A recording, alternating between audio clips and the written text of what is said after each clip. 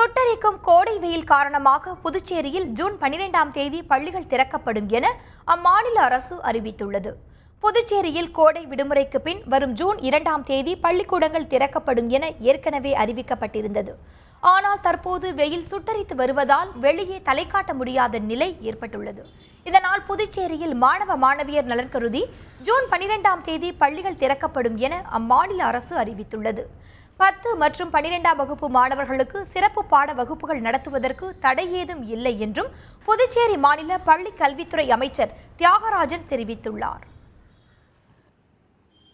இப்போ அதிகமான வெப்பம் காரணமாக மாணவர்களுக்கு ஏற்படுகின்ற இடையூறை போக்கும் வண்ணம் 10 நாள் தள்ளி 12ஆம் தேதி 12/6/2015 அனைத்து பள்ளிக்கூடங்களும், அதாவது தனியார் மற்றும் அரசு மற்றும் தனியார் பள்ளிக்கூடங்கள் அன்னிலிருந்து நம்ம திறக்க இருக்கிறோம்.